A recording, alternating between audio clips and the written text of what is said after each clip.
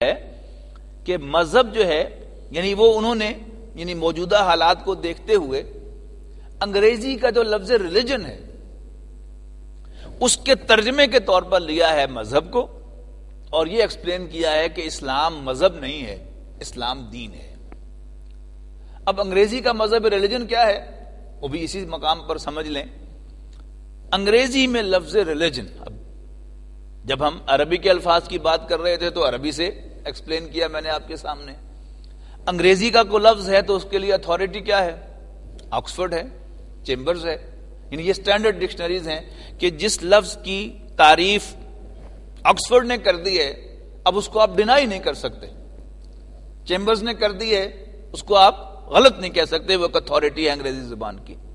Religion کی تعریف Oxford کے 1960 کے ایڈیشن میں belief in the existence of a supernatural ruling power, person نہیں، واضح کر دوں، supernatural ruling power comma creator of the universe comma who has given man a spiritual nature which continues to exist after the death of the body۔ پھر semicolon ڈال کر لکھا ہے ruling passion of one's life. اب اس کے بعد میری نظر پڑی 1995 کا ایڈیشن میرے سامنے آیا تو میں نے دیکھا کہ انہوں نے آگے کیا لکھی ہے تعریف، تو اس میں جو پہلی تعریف تھی belief in the existence of super natural power وہ غائب کر دی وہاں سے انہوں نے، اور جو رولنگ پیشن والی ڈیفینیشن تھی اس کو امینڈ کر دیا۔ تو 1995 کے ایڈیشن میں کیا لکھا ہے؟ Controlling influence of an individual. اب ان دونوں میں فرق سمجھیے، پیشن اندر سے اٹھتا ہے اور کنٹرول باہر سے کیا جاتا ہے۔ یعنی اب انہوں نے جو ویسٹ نے ریلیجن کو اس طرح پوز کیا ہے کہ ریلیجن جو ہے یہ کچھ لوگوں نے لوگوں پر امپوز کرنے کی کوشش کی ہے، یہ اگینسٹ دا نیچر کوئی شے ہے، جبکہ وہ رولنگ پیشن والی بات جو تھی وہ تھوڑی سی خبر دیتی تھی کہ جیسے وہ انسان کی فطرت کا تقاضا ہے کہ انسان کچھ چیزوں کو بلیو کرتا ہے اور پھر وہ بلیف جو ہے اس کی پوری زندگی کو رول کرتا ہے۔ یعنی یہ جو تھا وہ ہمارے جو دین کی اصل اسپرٹ ہے اس سے قریب تر تعریف تھی، لیکن اب اس کو بھی انہوں نے امینڈ کر کے اس کو کنٹرولنگ انفلوئنس جو ہے وہ قرار دے دیا ہے، تو یہ وہ ریلیجن ہے۔ تو اب ہمارے جو جدید مفکرین ہیں، مولانا مودودی ہیں، ڈاکٹر اسرار احمد ہیں، ان دونوں اور باقی جتنے بھی لوگ ہیں جو ذرا ریڈیکل اسلام کو پیش کرنے والے، وہ یہ بات بتانے کے لیے کہ اسلام جو ہے وہ صرف نماز روزہ حج زکوٰۃ کا نام نہیں ہے، بلکہ اسلام ایک سسٹم ہے کہ جو رول کرنا چاہتا ہے اور یہ پوری زندگی کو گورن کرتا ہے، جس میں اس کی انفرادی زندگی بھی آئے گی، اس کے نظریات اور عقائد بھی آئیں گے، اس کی سوشل کسٹمز کو بھی یہ گورن کرے گا، اور اس کی جو شادی بیاہ کے معاملات ہیں ان کو بھی گورن کرے گا، اس کے معاشی معاملات کو بھی گورن کرے گا کہ یہ حلال ہے یہ حرام ہے، اور کوئی لیجسلیشن اجتماعی سطح پر اللہ اور اس کے رسول کے احکامات کے خلاف نہیں ہو سکے گی۔ یہ تو اسلام کا دین کا تصور ہے، اور وہ جو عام دنیا میں معروف ہے وہ مذہب کا تصور ہے۔ یہ یعنی بات سمجھانے کے لیے ہے، ورنہ ہمارے جو اوریجنل لٹریچر ہے اسلامک لٹریچر اس میں مذہب کا لفظ جو ہے وہ مختلف فقہوں کے لیے استعمال ہوا ہے۔ اینڈ یو مسٹ ریمبر کہ ہماری جو فقہیں ہیں وہ صرف نماز روزہ حج زکوٰۃ سے بحث نہیں کرتی، ان میں آپ کتاب النکاح جو ہے وہ ہر فقہ کے اندر دیکھیں تو معلوم ہوگا کہ اس میں سارا وہ جو آئلی نظام ہے اس کی ساری ڈیٹیلز جو ہیں وہ موجود ہیں۔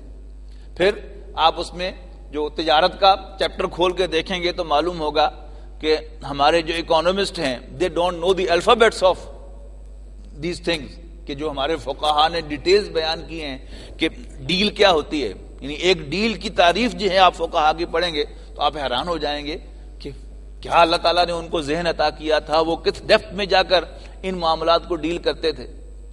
اب آئیے دوسرا لفظ سیکولرزم، یہ دو الفاظ کا مجموعہ ہے، ایک تو آخر میں لگا ہوا ہے ازم، یہ لفظ جو آتا ہے یہ آئیڈیالوجی کے معنوں میں آتا ہے، کمیونزم، سوشلزم، توحید کا ترجمہ کیا جاتا ہے مونوتھیزم، ٹھیک ہے، تو نظریے کے لیے ازم آتا ہے، اور سیکولر لفظ جب علیحدہ آتا ہے تو اس کے معنی ہوتے ہیں ورلڈلی، آکسفورڈ ہی نے اس کو ڈیفائن کیا ہے ورلڈلی، ناٹ ریلیجس، یعنی worldly, not religious, not spiritual, related to this world, یہ سیکولر کی ڈیفینیشن ہے.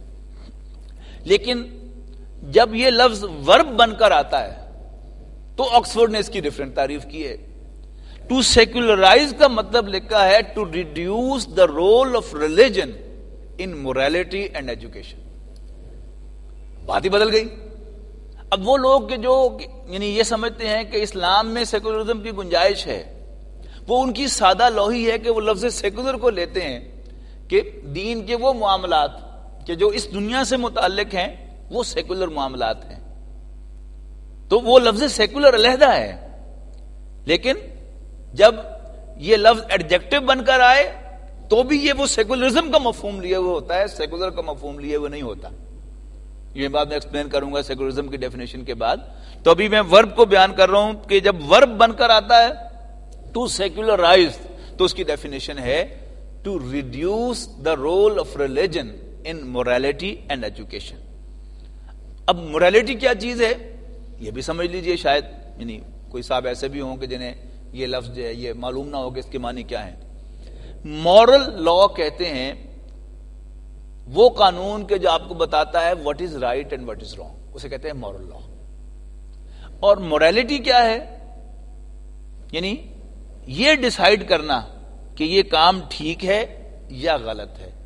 اسی کو مزید آپ یعنی ان ڈیپتھ چلے جائیں تو آپ اس کے لفظ بدل دیں کہ یہ پرمیسیبل ہے کہ نہیں ہے، یہ لیجیٹیمیٹ ہے یا انلیجیٹیمیٹ ہے، یہ حلال ہے یا حرام ہے. تو یہ سب کیا ہوگا؟ یہ موریلٹی ہو گئی. To reduce the role of religion in morality, یعنی ہم مذہب کو الاؤ نہیں کریں گے کہ وہ ڈیسائیڈ کرے what is right and what is wrong. 1995 کا جو ایڈیشن ہے آکسفورڈ کا، اس میں سیکولرزم کی تعریف ہے belief that laws and education should be based on facts and science etc. rather than religion. اب laws تو واضح ہو گیا وہ morality سے. ایجوکیشن کو اب سمجھیں اس کا مطلب کیا ہے؟ based on facts and science کے حوالے سے. یعنی ایک ہے مسجد کے اندر مسلمان اپنے بچے کو کیا پڑھاتے ہیں، یہودی سینیگوگ میں اپنے بچے کو کیا پڑھاتا ہے، یا ان کا رہبائی سینیگوگ میں کیا خطبہ دیتا ہے، یا ایک عیسائی پادری چرچ کے اندر جو اتوار کی سروس ہے اس میں کیا کہتا ہے. وہ نہیں. جو ایجوکیشن سسٹم ہے یعنی ملکی قانون کے مطابق لازمی تعلیم جو ہے، یعنی جس میں سے ہر طالب علم ہو کر گزرے گا، وہ ریلیجن پر بیس نہیں کرے گی. وہ کس پر بیس کرے گی؟ Facts and science etcetera. کیا مطلب ہوا؟ سائنس کی زبان میں فیکٹ کسے کہتے ہیں؟ یعنی انگریزی محاورے میں بھی ہم یہ الفاظ استعمال کرتے ہیں جی، سالڈ فیکٹ، سالڈ ریالٹی. اب کیا مطلب ہوتا ہے اس کا؟ سائنس کی زبان میں وہ چیز جو ہاتھ سے چھوئی جا سکے، آنکھ سے دیکھی جا سکے، کان سے سنی جا سکے، زبان سے چکھی جا سکے یا ناک سے سونگھی جا سکے، وہ تو حقیقی وجود رکھتی ہے، یا کم سے کم ان ذرائع سے ویریفائی ہو سکے، وہ تو حقیقی وجود رکھتی ہے. لیکن جو نہ ہاتھ سے چھوئی جا سکے، نہ آنکھ سے دیکھی جا سکے، نہ کان سے سنی جا سکے، نہ زبان سے چکھی جا سکے، نہ ناک سے سونگھی جا سکے، نہ ان ذرائع سے ویریفائی کی جا سکے، اور ایٹسٹرا کو بھی سمجھ لیں، نہ کیلکولیٹ کی جا سکے، اس کا کوئی حقیقی وجود نہیں ہے. یعنی وہ چیز کہ جو میتھمیٹیکل کیلکولیشن سے بھی ثابت ہو جائے اس کو بھی حقیقت مانا جا سکتا ہے، لیکن جو نہ ان ذرائع سے ڈائریکٹلی پرسیو کی جا سکے، نہ ان ذرائع سے ویریفائی کی جا سکے، نہ میتھمیٹیکل کیلکولیشن سے ثابت ہو، اس کا کوئی حقیقی وجود نہیں.